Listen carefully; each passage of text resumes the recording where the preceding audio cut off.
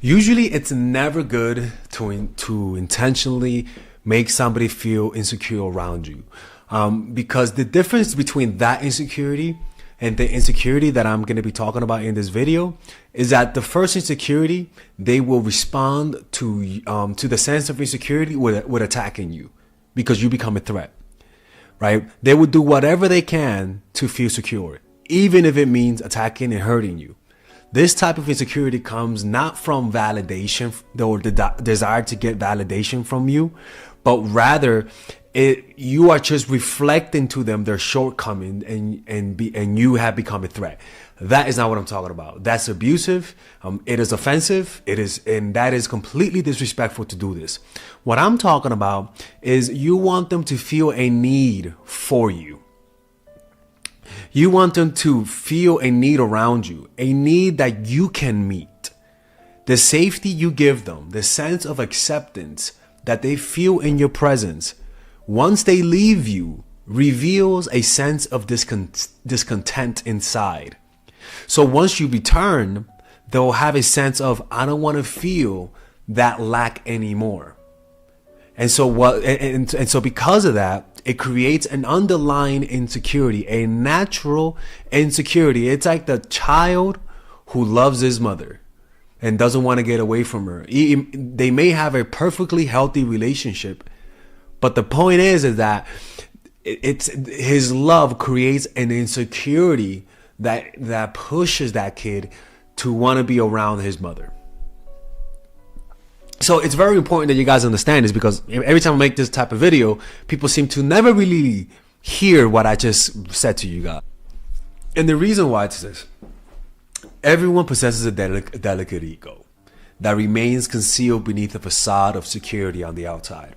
And behind this mask, behind the mask we wear lies the feeling of uncertainty and emptiness. Every single one of us. Your task then is to unearth these doubt and anxiety, leveraging them to guide individuals towards success through your influence.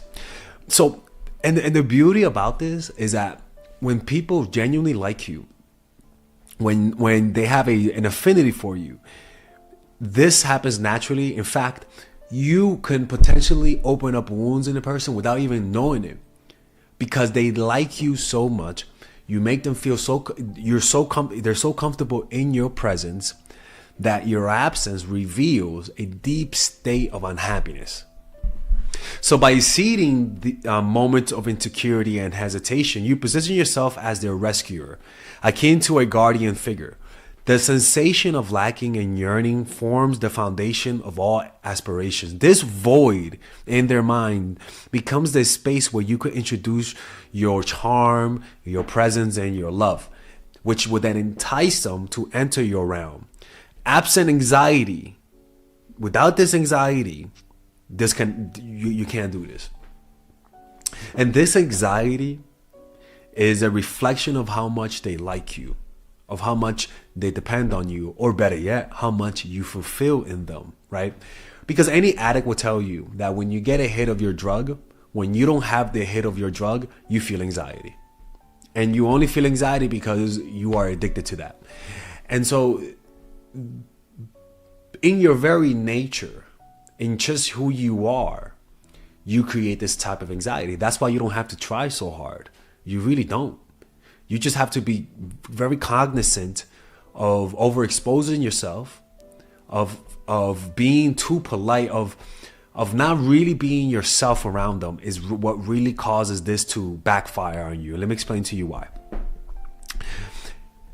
You see, naturally when you like people, what you don't notice about people who like you a lot is that they're very sensitive, right?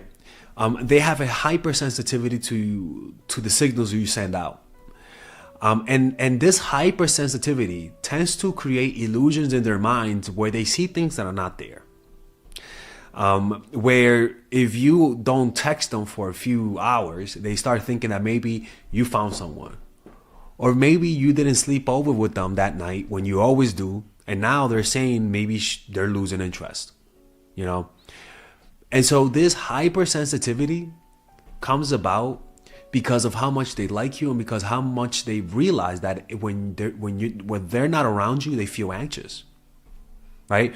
It's that anxiety that makes the love so interesting, so sparky, so captivating. Without that anxiety, it won't be exciting. It just won't, it just won't. And so falling in love with someone naturally creates soft spots in them, right? And it makes the soft spots even softer. And they'll pay attention to the slightest change in your behavior. And this deepening of paying attention is what inspires them to be romantic. This deepening of paying attention is what allows them to remember your birthdays. That's why it's a red flag when they forget those little things. It's this deepening of attention to you is what makes them want to impress you, is what makes them remember the little things about you, is what flatters you, pretty much, right? And this happens because you become a mirror to them, right? Your mere presence is placing a mirror in front of them from which they can see their emptiness, right? They become aware of that lack so that you can feel it on the other hand, right? And the reason why is this is because people are very lazy, right? They're always looking for somebody else to fulfill them. They're always looking for that magic elixir, always looking for that improvement without putting effort. And so the desire to have somebody feel our emptiness is a weakness that we all prey on each other with. Because if people didn't have this lack inside, nobody will seduce each other. Nobody will need a partner. Nobody will need to get married if everyone is fulfilled. People only fall in love and only deeply and obsessively fall in love when there's a lack in their lives. It's just that simple. Without that lack, I don't care. If you're a moral person, then too bad for you. Too bad for you, right? Because even Jesus said, all of you that are weak, all of you that are unhappy, come to you. Jesus didn't say, all you happy motherfuckers come over. No. He wants, even Jesus said, from the mouth of babes comes the kingdom of heaven. Give me your weak, give me your lame, and give me your this, your that.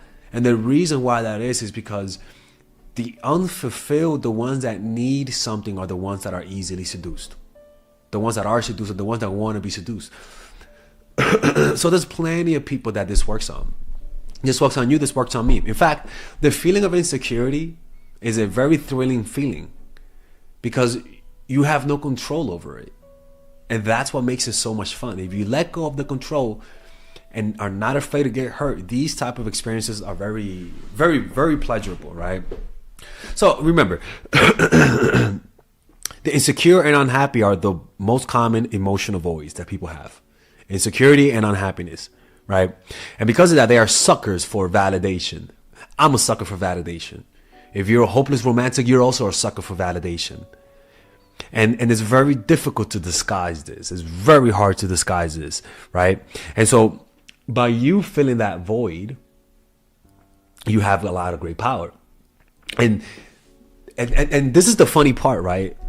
Is the way to do this is just be honest. And let me explain to you guys, right? I bet you guys, what the fuck does he mean honest? I never heard him say that word. This is why. When like I said, people are hypersensitive to you when they like you, okay? They're hypersensitive. They see things that are not there. They even notice your little facial expressions. They notice everything. Like a child who needs to impress his parents. They notice all of the little things that you do, right?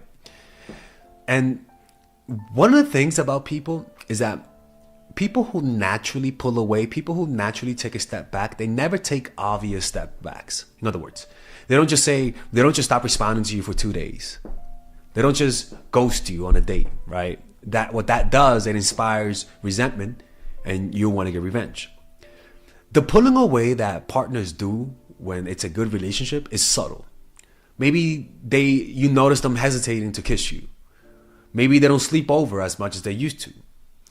Maybe there's a certain lack, there's a less emotion when you're around them. Maybe they talk a little bit less. Maybe their body language is usually facing you. Now their body language is slightly turned in this direction. Things that are not noticeable, but if you're hyper vigilant, if you're hyper aware, you're gonna notice that and make connections that are not even there. That's just what's gonna happen, right? And what tends to happen though is that when you like someone, this is something that doesn't happen. You stop being honest with them. You stop criticizing them when you feel like they do something wrong.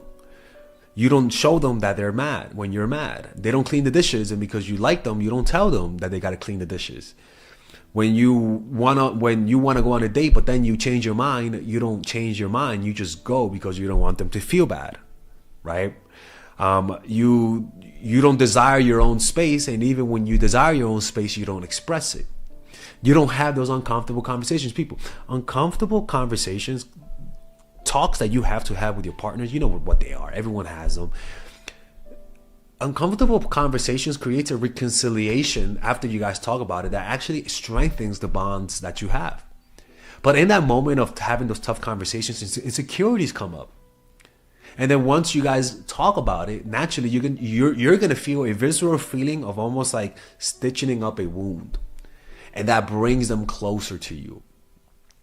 Even if you start acting sporadic because maybe you're a little bit more busy at work, what you will notice is that they're gonna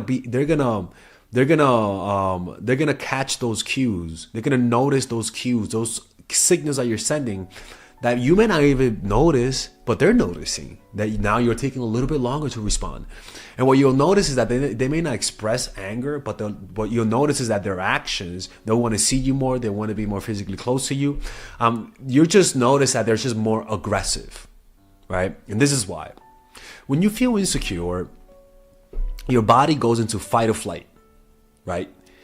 And one of the things that happens with people is that when they feel insecure, they start getting aggressive. They aggressively try to regain your attention, aggressively try to win you over. And that's when I'm talking about when they start being romantic and they start doing things that you wanted them to do before. And a lot of the times this happens when the person is genuinely losing interest or genuinely stopped liking them. And now all of a sudden, once they stop liking them, they want them. And you're like, dude, I don't want you no more. Chick, girl, I don't want you no more. But it's only because now you're allowing them to feel insecure in your presence. When you like someone, this is something that you don't do. You really don't. Honestly, you just don't. You start doing this. You start doing exactly what I said once you mentally check out. Once you say, you know what, I got to break up with this person, but I don't know how to tell them. So in the next few days, weeks, or months, you start being there, but you're not really there. Like your body's there, but your mind is not. And they're going to notice it. Yeah. And you're going to notice them doing more. The person who was cold all of a sudden is the warm one. That's just how that works. So the key to this is, like I said, just be honest with them. Don't lie about your exes. Yeah, if don't lie about it. If you usually date girls, like for example, like an example is if you usually date girls with big butts and she doesn't have big butts, a big butt that's an example, right? A lot of times a guy will hide his preferences because he doesn't want to offend her, and vice versa, right? And she's dating a guy, she dates black guys, and now she's dating Bob the programmer. Maybe she won't tell him that she dates black guys, right? But one of the things that happens when you don't like the person is that you are more comfortable revealing those things, honestly. You're more comfortable because you don't give a fuck what they think. And this is why it's so hard to pinpoint why is it that the people we want don't want us back and vice versa. It's because the things that you do when you don't want the person are so subtle that you can't really, it's almost like you're acting the same, but you don't know what you're doing different. What's going on is that there's a pattern that's happening. There's a pattern that you're not aware of. And it's this, is that when you like someone, you're actually just you're less honest with them in terms of the things that could hurt them. You sort of cradle them and protect them from the truth. And this happens with me. Like if somebody leaves the dishes dirty or somebody leaves my apartment dirty, part of me won't tell them. As got to be more confrontational. But every time that I've dated a girl that she called me out on my bullshit, it always made me feel insecure. And that insecurity always led me to see her differently in a positive light. Always does. It just always does. It always does. You know? So that's why you shouldn't be afraid. Call them out. You don't have to lie to people, manipulate them. Call them out on their bullshit. You know, if they're always late, say that. You let them know. Have a conversations. Have conversations. In the first few months, you gotta have conversations with people. Tough conversations. Because you're always gonna encounter friction. And if you don't call it out, you're sending a sign of weakness. You have to have those conversations. They only bring you power. They only make them like you more. And if they don't, and if they get offended, or if they don't want to talk and have those conversations, then that's your cue to leave. Because this is not going to get any better. It's not like all of a sudden they're going to want to have a conversation. And this is the thing. If you use this strategy and they don't notice you're pulling away, or they don't notice that now you're not as enthusiastic, or that they don't respond to your coldness with extra warmth, it just means that they don't care enough to pay attention. They feel that your absence does not make them feel insecure, and that's your cue. That tells you that they don't care. Like when somebody genuinely loves you and values you, at almost any unpredictable act that you do instills terror in their minds. Instills terror, because it's almost like losing a loved one. Like they genuinely love you, and your unpredictable nature like tortures them inside. And so that's why these strategies reveal what's inside. And this is how you do it, right? This insecurity is always there. When they stop loving you, you'll notice the insecurity goes out the window. And they start acting in a more distant way that just creates a sense of anxiety inside of you. You know what I'm saying? And that's how you do it, people. This is something that happens naturally. And all we're doing is that we're stopping the natural process because we don't want to hurt their feelings. We don't want them to feel bad. Don't give a fuck. If you have to offend them because they always leave the dishes dirty, let them know. An example was like I had a classmate named Brad in art school, and this shows you the difference in my personality, right? We had like our tissues to clean the brushes, and they kept using his. And I remember the second day of class, he was like, guys, don't use my brush. Don't use my paper towels no more. Go get your own. He told the whole class that. And we were like, holy shit.